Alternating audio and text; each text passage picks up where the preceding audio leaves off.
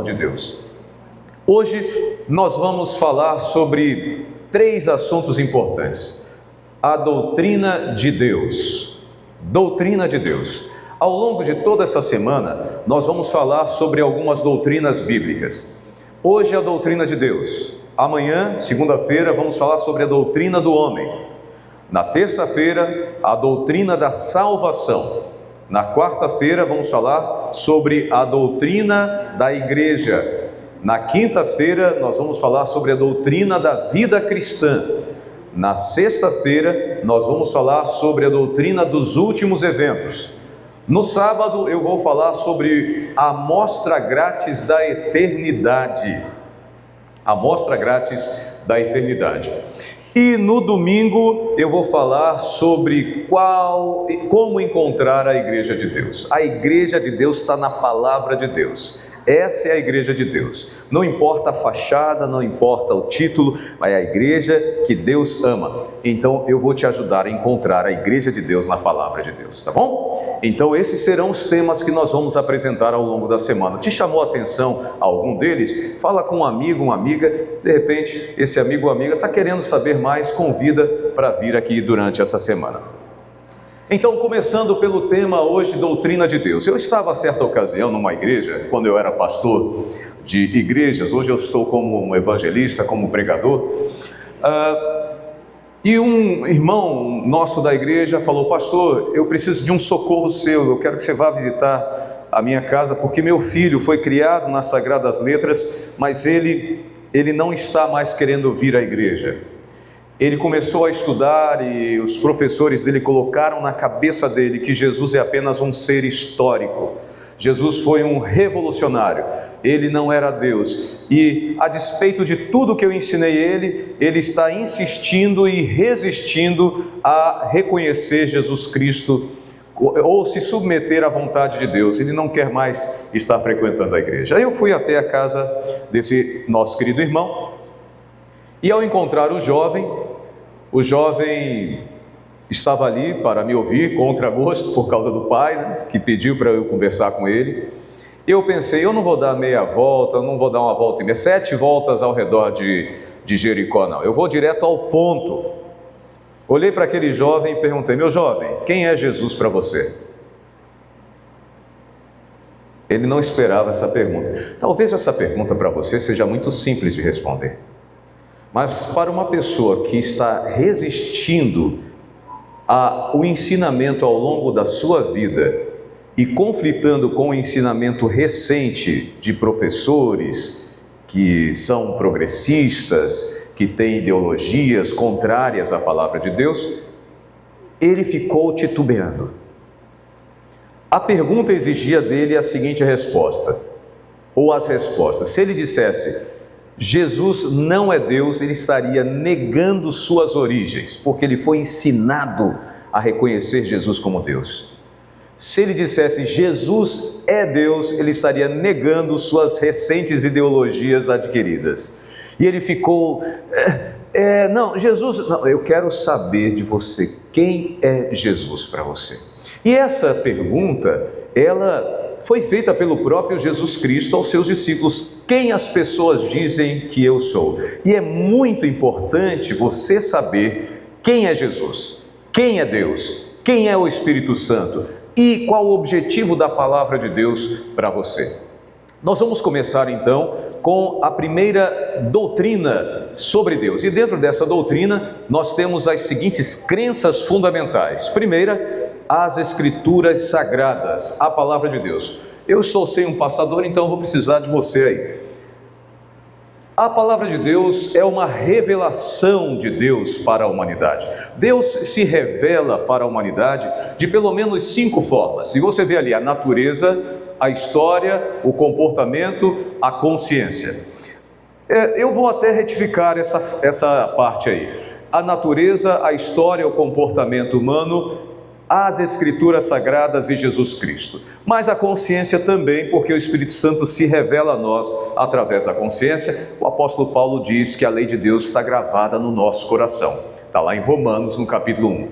Então veja, se você analisar direito, O próprio salmista diz que Deus se revela na natureza, que de um dia ou outro e a própria natureza revelam o seu Criador. A história humana, Deus se revela através da história. Para quem é historiador, se consegue fazer uma retrospectiva com base no conhecimento, vai ver como Deus esteve conduzindo a história da humanidade através de todos os movimentos sociais e militares, impérios e religiosos até os dias de hoje. Tudo culminando para a conclusão do seu plano. Também pelo comportamento humano. Quando um pai ou uma mãe tem filho ou filha, sabe o que é o amor. E Deus usa essa forma de revelação para que a gente possa compreender o amor de Deus por nós. Ainda que uma mãe se esqueça de seu filho, ou então ele revelando-se aos seus filhos, dizendo que ele é um pai de amor, em toda a Bíblia está essa mensagem.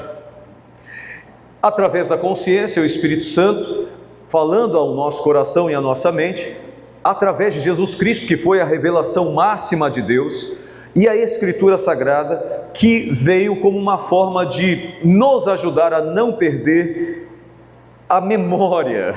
Vamos usar essa expressão. Antes do dilúvio, os seres humanos, eles tinham uma capacidade de memorização muito grande. Eles passavam todo o conhecimento de geração após geração apenas pela memória. Mas após o dilúvio, a Bíblia revela que a geração humana foi reduzindo a sua capacidade de vida e também a sua capacidade física. E foi necessário criar o código ou as formas de escrita, e então as Escrituras Sagradas são, na linha histórica, uma das primeiras obras escritas na história da humanidade, ali com Moisés, com o Pentateuco, e alguns dizem até que antes de Moisés. De acordo com muitos teólogos, Jó foi o primeiro livro escrito da Bíblia. Então, as Escrituras Sagradas são uma forma de manter esse conhecimento passado de geração em geração.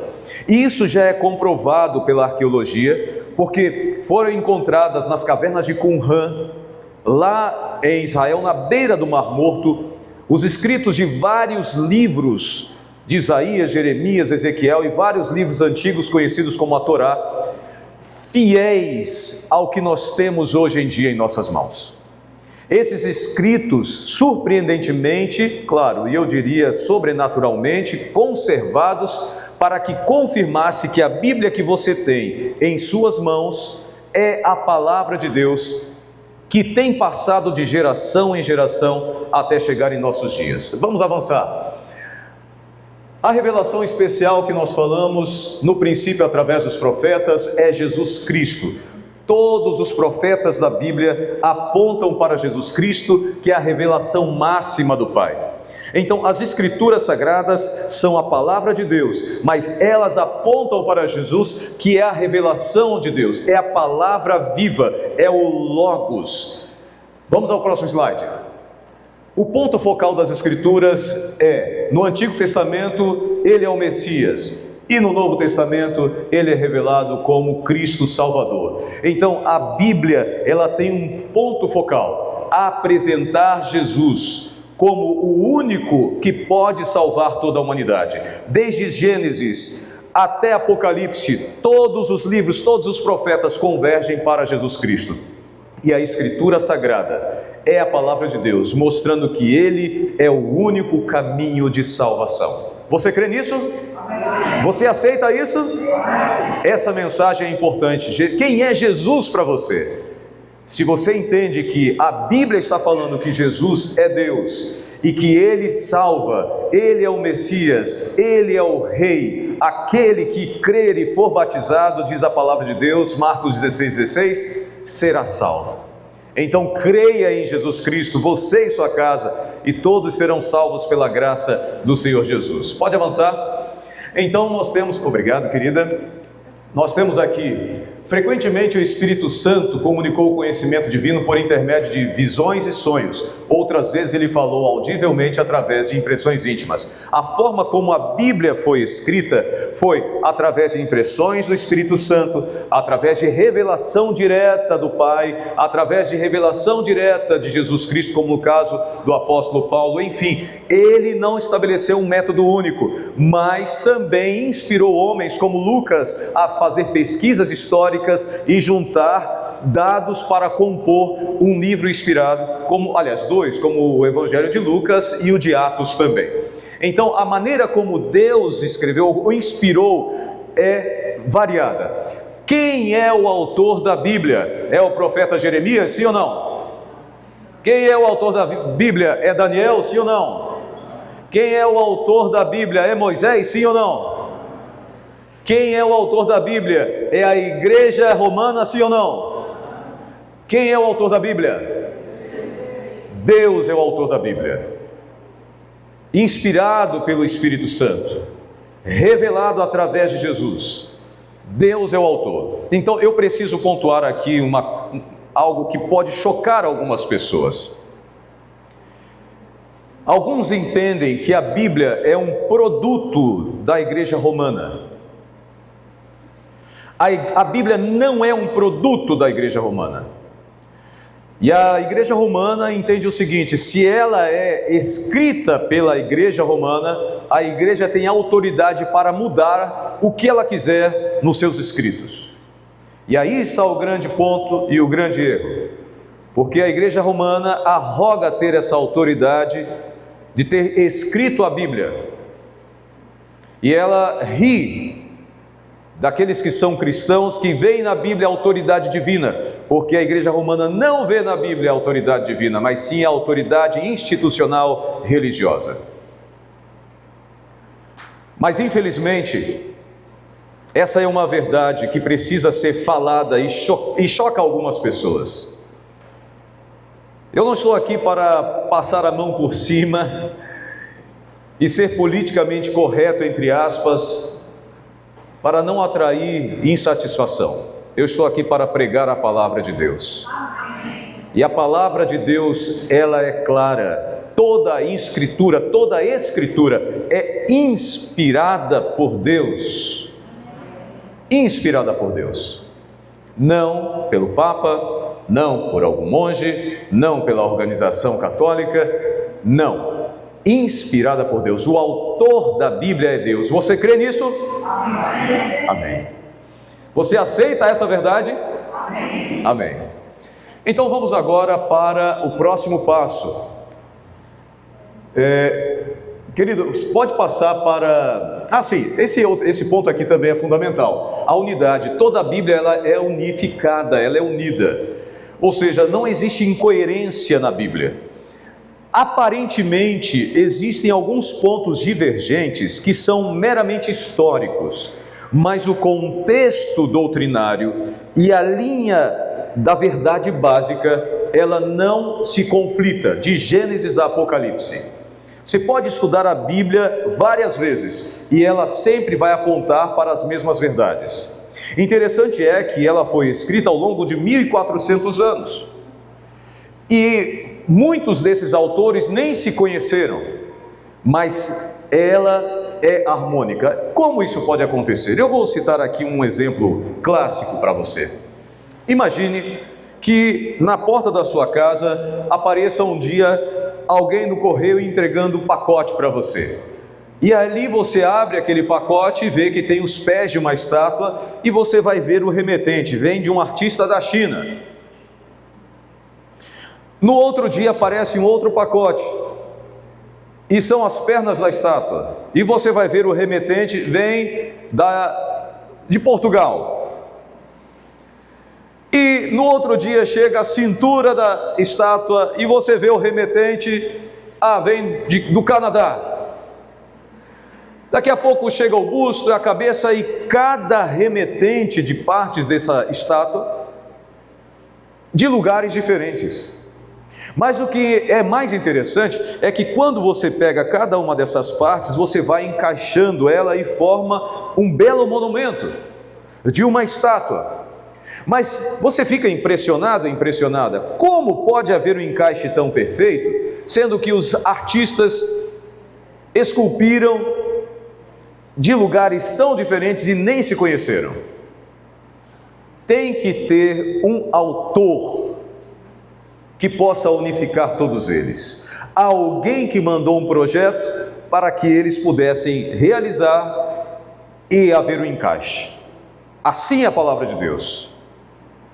Deus é o autor, e é por Ele ser o autor que toda a Bíblia contém a harmonia plena de toda a verdade. Você crê nisso? Amém. Amém. Vamos agora falar sobre Deus. Aqui vai ser um outro ponto interessante, muito interessante. Aliás, toda a Bíblia, ela traz para nós grande motivação, porque à proporção que a gente vai conhecendo a palavra de Deus, a gente vai encontrando a verdade, e a verdade nos liberta. Deixa eu só beber um pouquinho de água aqui.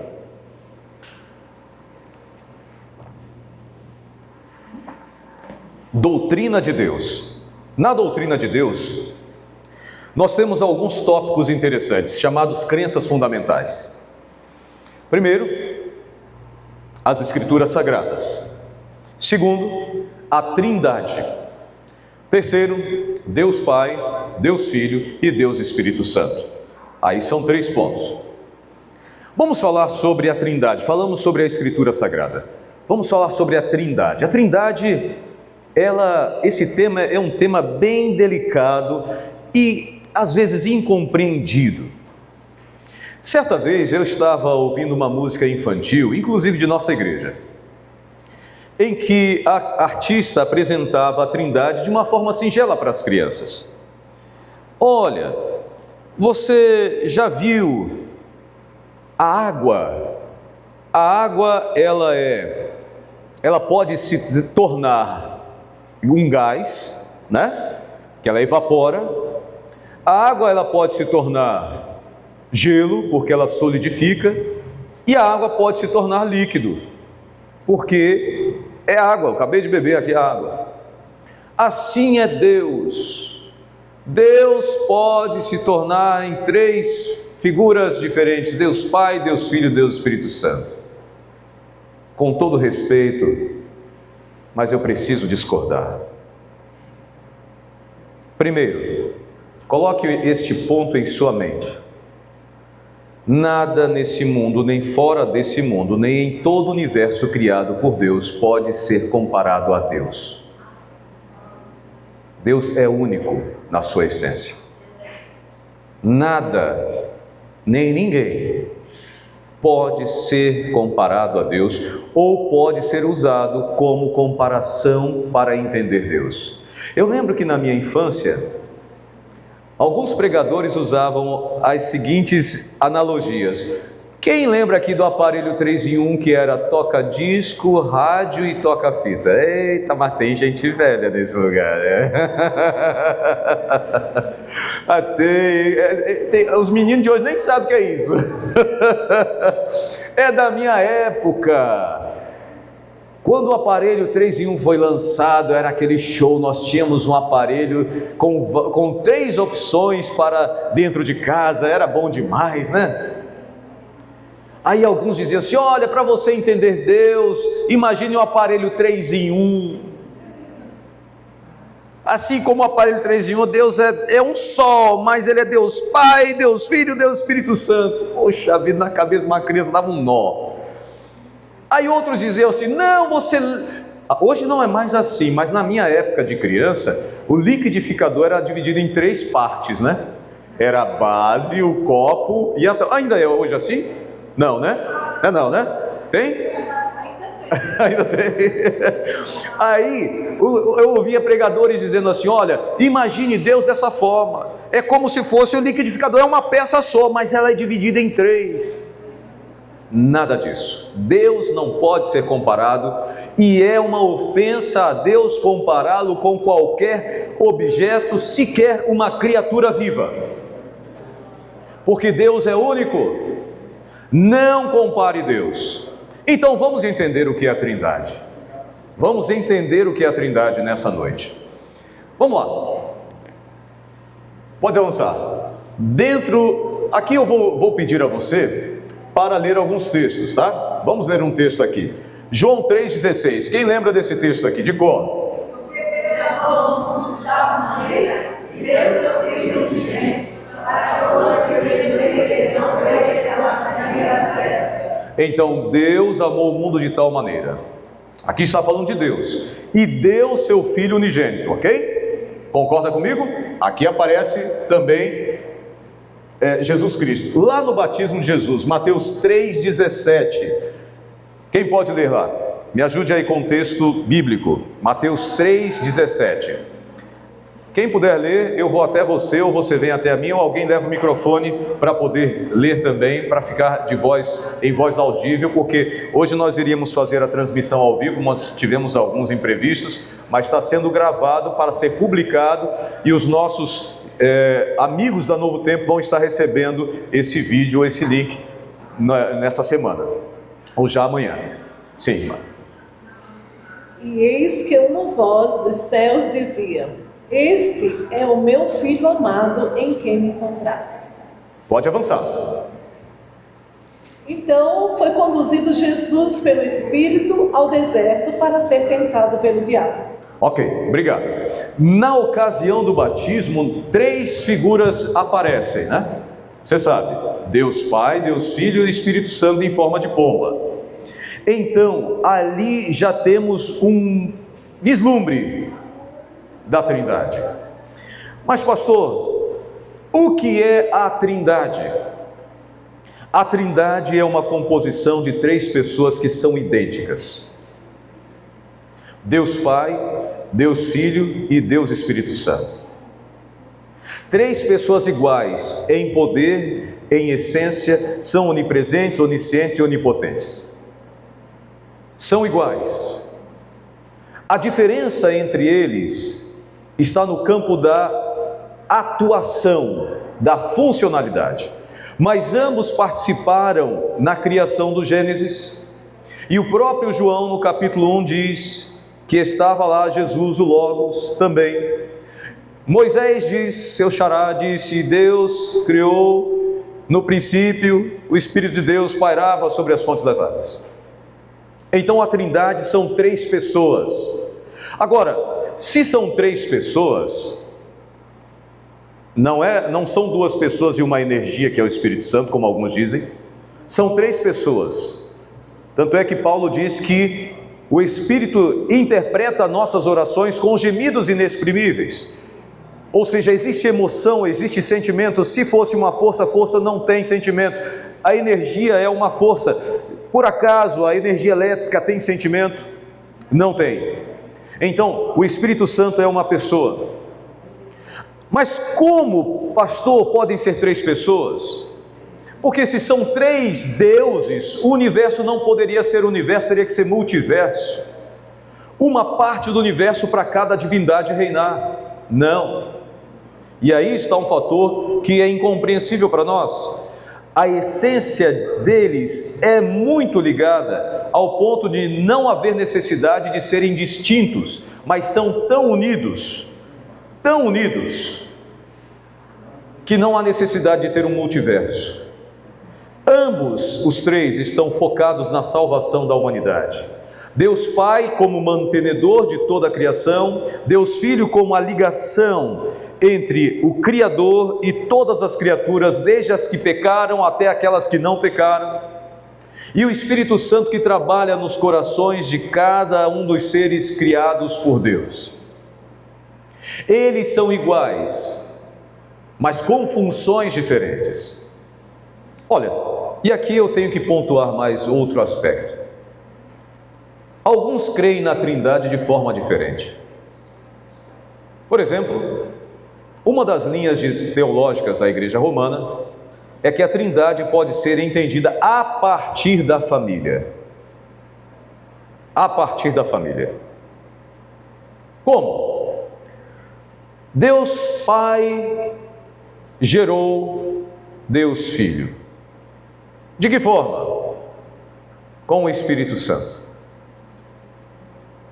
Ou houve uma geração que sai do Pai e se torna o Filho, e ambos geram o Espírito Santo. É uma miscelânea complexa. Só que tem um detalhe, um ponto que precisa ser estabelecido também. Qualquer alternativa a Deus é criatura. qualquer alternativa a Deus é criatura. O que eu quero dizer com isso? Só existem duas realidades em todo o universo: criador ou criatura. Se o Filho é uma emanação do Pai, ele não é Deus, ele é criatura. E se ele é criatura, ele não pode salvar nenhuma outra criatura. E se ele não pode salvar, o Evangelho é uma grande mentira e todos nós estamos irremediavelmente perdidos.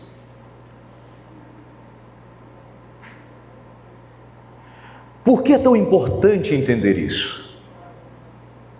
Porque se eu não consigo entender e aceitar que a Trindade são três pessoas iguais, coeternas, não geradas, muito embora a Bíblia apresenta numa linguagem humana, mas na realidade divina é uma esfera incompreensível para nós.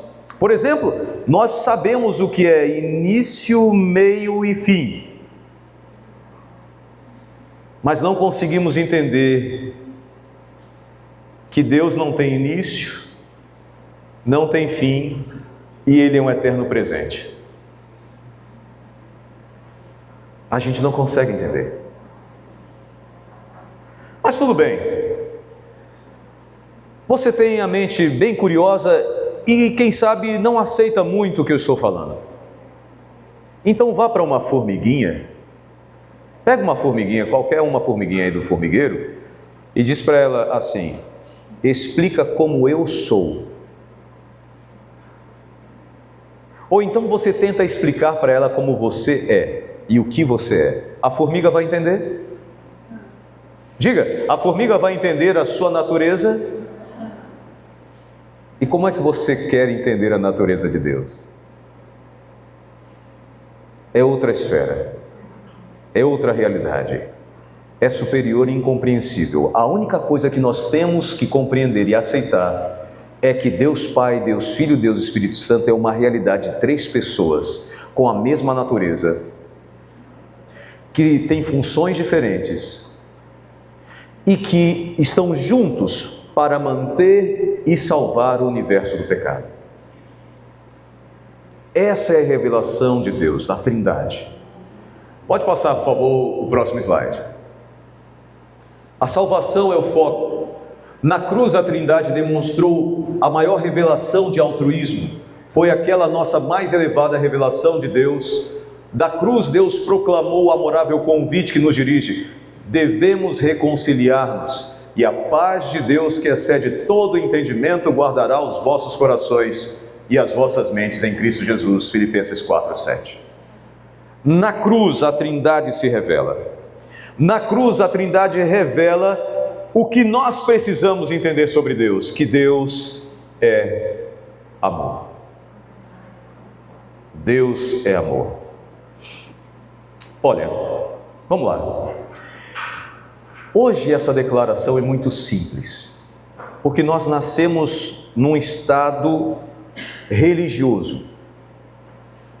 Para nós ocidentais, falar que Deus é amor é mais fácil de entender, porque temos alguém da família que é religioso, é cristão, é cristã.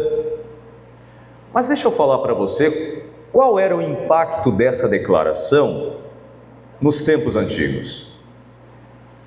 Nos tempos primitivos, a humanidade sobrevivia da mitologia. E a mitologia era a criação de várias teorias a respeito das divindades e como elas se relacionavam com o ser humano. E várias divindades foram criadas. Cada cidadão tinha um Deus que adorava. Alguns diziam até historicamente que em Atenas existiam mais deuses que cidadãos. E se você tivesse uma propriedade, aquela parte da terra tinha um Deus patrono que cuidava dela. Daí vem a expressão ídolos do lar que a Bíblia fala. Eram certificados que diziam: se você tem aquele ídolo com você, aquela terra é sua. A escritura da terra era assim. Então muitos adoravam a vários deuses. Existia divindade para todos os lados. Só que esses deuses, eles refletiam o comportamento humano, as paixões humanas, os defeitos humanos. Esses deuses eram briguentos, ciumentos, invejosos, adúlteros. A história mitológica de vários deuses levava pessoas a adorarem deuses tiranos, ao ponto até de sacrificar seus filhos a esses deuses para criar uma insensibilidade ao ponto de ir para uma guerra e não ter piedade de matar ninguém, porque se matou seu filho, você já chegou a um nível de insensibilidade, de insanidade. Esses deuses refletiam as paixões humanas as mais vis. Então imagina uma sociedade que não sabe o que é amor. E agora aparece um povo dizendo que Deus é amor, que Deus se preocupa com você, que Deus é Pai para quem está precisando sentir o amor de um pai, que Deus é Filho para quem já sente saudade de um filho que descansa, que morreu, ou que desapareceu, ou que se afastou, ou que foi abandonado ou abandonada por seu filho. Que Deus é o Espírito Santo, que te envolve nos momentos mais difíceis da sua vida, que te ajuda a tomar a decisão certa, que te consola. Deus, Ele entra em contato com o ser humano das formas mais variadas, para dizer que Ele te ama. Ele ama você. Você está vivenciando algum drama na sua vida? Está vivenciando o abandono, a incompreensão? Quem sabe está passando por preconceito ou por necessidades, as mais variadas emocionais e físicas? Esse Deus não é meramente uma teoria. Esse Deus não é meramente uma teologia. Esse Deus não é meramente o ensino do catecismo. Esse Deus é pessoal.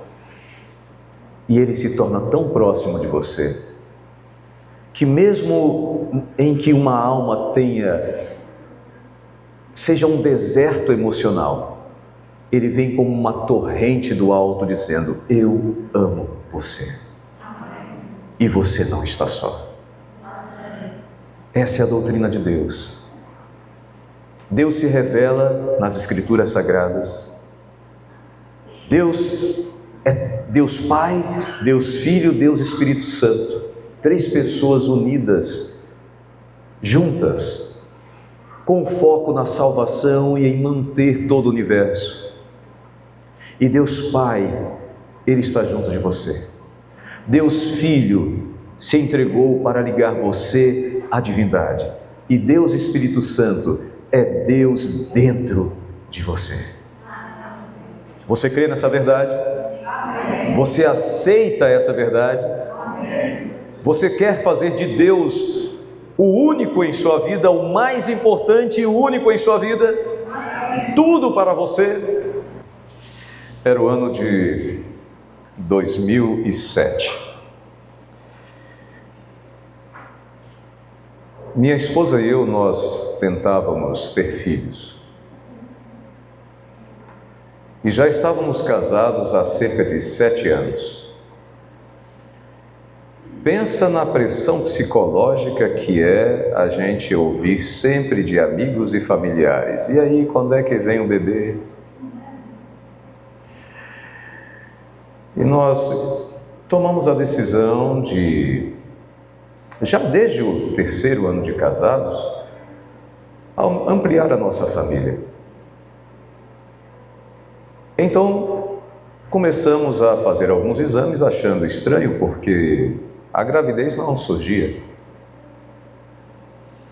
E não era falta de motivação e de trabalho.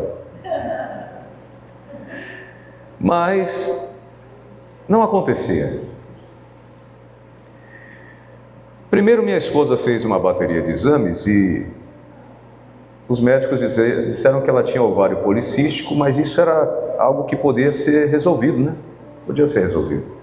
Medicação, tratamento. E nada. Os anos foram passando. Até que um dia despertou, ou aquela expressão antiga, caiu a ficha. Os jovens nem sabem o que é isso, caiu a ficha. Será que o problema não está comigo? Nós homens geralmente somos meio orgulhosos de admitir. Eu falo assim, não é possível. Não pode estar comigo. Deve estar com ela. Mas eu fui fazer alguns exames.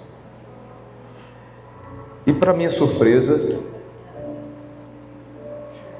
o médico, ao ver o resultado dos exames, jogou em cima da mesa dele e disse: com esses resultados aqui você não engravida mulher nenhuma. Aquilo foi um choque para mim, que a gente estava sonhando com a vinda de uma criança. Mas parece que as notícias ruins não vêm sozinhas, né? Sempre parece que tem algo para acrescentar a dor. E ele disse: mas esse não é o seu maior problema. O seu problema é que os exames identificaram um tumor na proporção de 1,5 por 2 centímetros. E provavelmente esse tumor seja cancerígeno. Eu fiquei, como é que é, doutor? Eu esperava dele dizer: não, tenha fé, talvez não seja nada demais. Mas eu não sei se é um combinado entre os médicos de trazer a realidade nua e crua. Mas eu tive uma sensação de um tsunami interno, uma coisa louca. Parecia que o chão se abriu embaixo de mim. Eu falei assim: meu Deus, o que está acontecendo? E ele disse: eu vou encaminhar você para um oncologista, amigo meu, e você vai fazer o exame com ele o mais rápido possível. Eu tinha 27 anos de idade. Perdão, retificando. Eu tinha 34 anos de idade. 32 ou 34, alguma coisa assim. Eu sou ruim de lembranças. Naquele mesmo dia nós fomos procurar um médico. Conseguimos uma vaga com urgência. Isso, vivíamos em Salvador. E olha, consegui médico para o mesmo dia. Conseguimos, dissemos para a secretária: é urgente, é urgente. O médico que nos atendeu, o urologista, disse que é urgente. E ela conseguiu um encaixe no final da tarde. O oncologista, ao pegar os exames, olhou, falou: rapaz, eu vou encaminhar você para fazer a biópsia. Você provavelmente vai ser submetido a uma radioterapia. E eu recebendo só a bomba assim. Ontem eu estava bem, agora eu já estou morrendo. E eu estava às vésperas da minha ordenação ministerial. Quem não sabe o que é ordenação ministerial? É o reconhecimento da igreja o meu empreendimento ao longo de 4 anos no ministério pastoral, e a igreja então reconhece que eu estou habilitado para ser pastor. Eu ia passar por essa ordenação ministerial 1 semana à minha frente.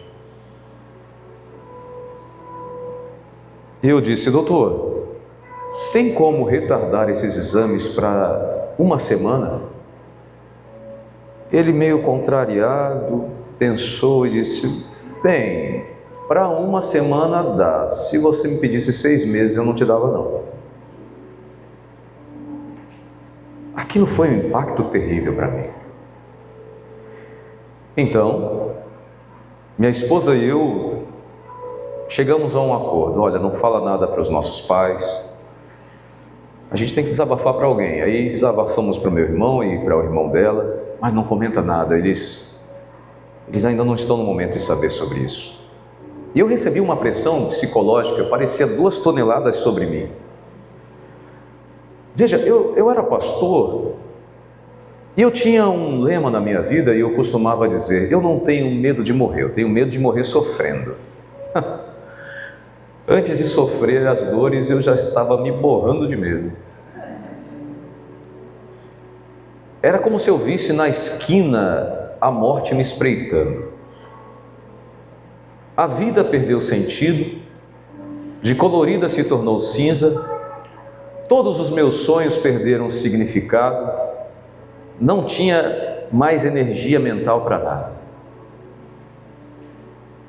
Eu caí numa depressão profunda.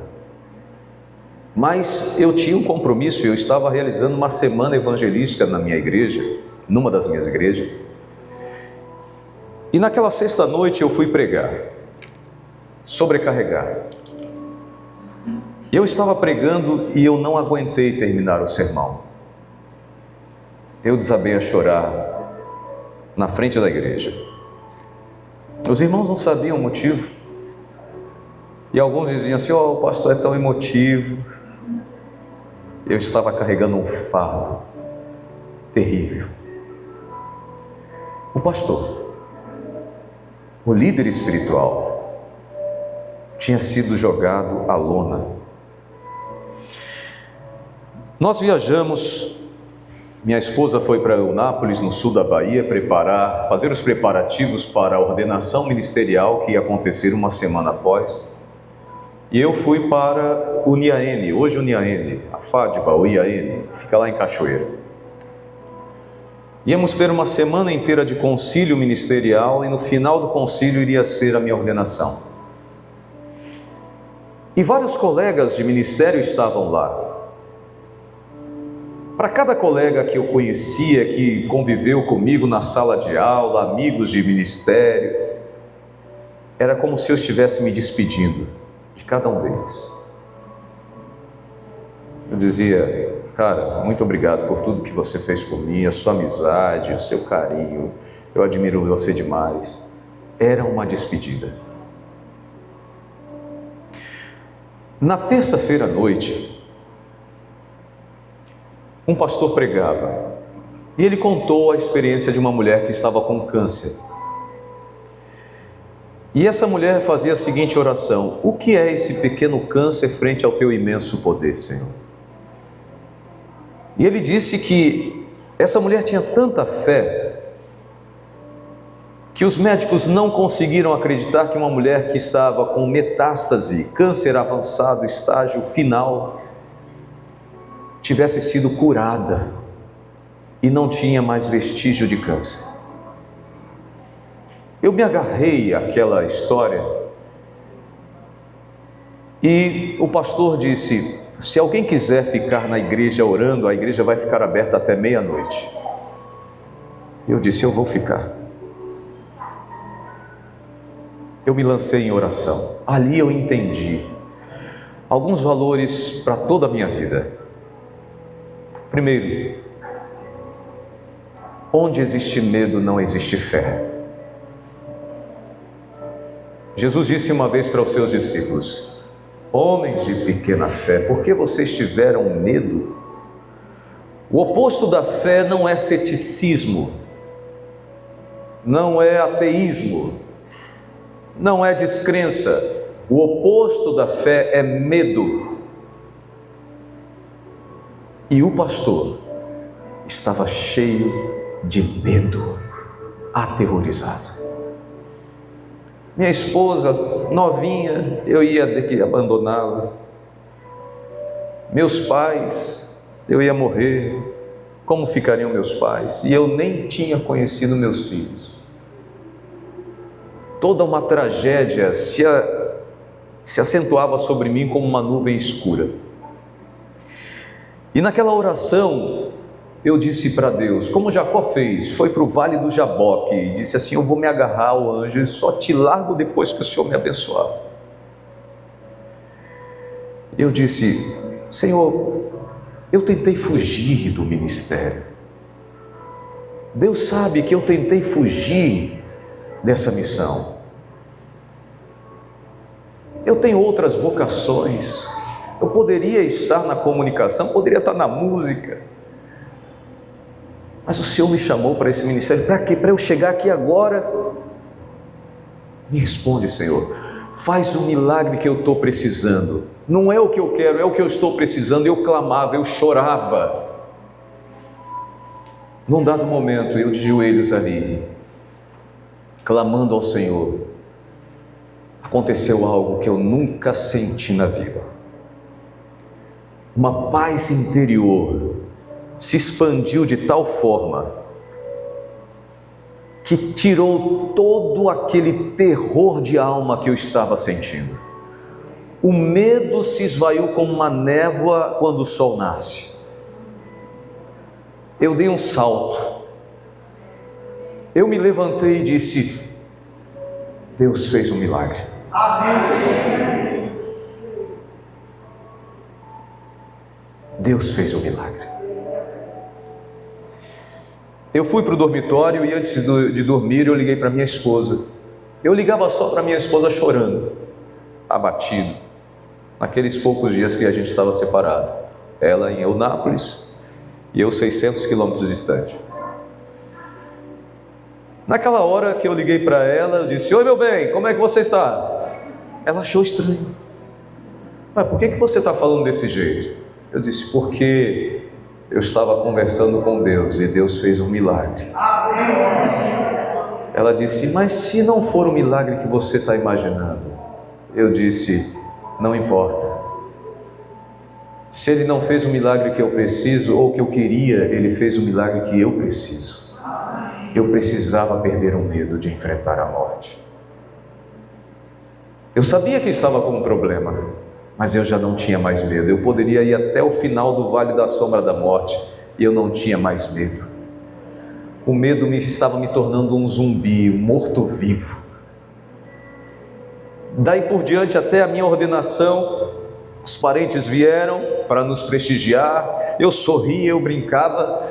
Eles não sabiam, mas aqui dentro existia paz. Passada a ordenação, na segunda-feira posterior, vamos nós, minha esposa e eu, para uma bateria de exames, o dia inteiro rodando Salvador para fazer exames após exames, e o último exame era uma ultrassonografia com Doppler, que aquele oncologista havia pedido para um profissional da confiança dele. Coração a 1000 por hora. E agora, Deus fez o milagre ou não? Não importa, só sei que eu não tenho mais medo. Eu entrei então no consultório do médico, vi aquelas máquinas, aquela TV cheia de um negócio estranho. E ele passava aquele instrumento dele com um gel gelado feito que eu, achando tudo aquilo muito estranho, ficou uns 10 minutos me examinando. E eu tentando olhar, leigo, não sei como é que eles conseguem encontrar alguma coisa ali. E tudo em silêncio. Eu lembrei, quando encontrei com ele no consultório, eu falei assim: doutor, minha esposa já tinha explicado alguma coisa, doutor, esses exames aqui mostram que eu estou com um tumor. Aí ele disse: deixa os exames de lado aí, vamos ver como é que está agora. Aí passou examinando uns 10 minutos, não se sentiu satisfeito, fica de pé. Aí continuou me examinando, silêncio total. Quando ele terminou, eu perguntei: doutor, o senhor encontrou alguma coisa aí? Ele disse: eu não encontrei nada. Você não tem nada. Eu disse: mas doutor, como é que você explica o exame anterior? Não sei, não consigo explicar. Só sei que você não tem nada. Ali eu só faltei gritar, sair do consultório gritando, mas eu tive que me conter, senão o povo ia achar que eu estava louco. Mas dentro eu dizia: glória a Deus, aleluia, aleluia, glória a Deus, glória a Deus. Sabe, ali eu conheci quem era Deus de fato. Conhecer Deus ao longo de todo o meu ministério como teoria, teologia, nada disso me preparou para a realidade de enfrentar a morte. Deus te ama intensamente. E você só vai conhecer, e você só vai saber que Deus é tudo o que você precisa, quando Ele for tudo o que você tiver. Creia, Deus te ama. Eu quero te convidar nesse momento para permitir que Deus entre na tua vida, e se Ele já entrou, que Ele consolide esse amor, esse compromisso com você, de que Ele nunca vai te abandonar, ainda que seja no vale da sombra da morte. Você quer isso? Eu te convido a vir aqui à frente. Se você quer que Deus seja teu pai, teu filho, teu irmão, e seja aquele que trabalha na tua consciência, na tua vida, eu convido você para vir aqui à frente, porque eu quero orar pela sua vida. Se você desejar isso, vem aqui. Confirme que Deus é aquele que está com você, e você nunca jamais vai abandoná-lo.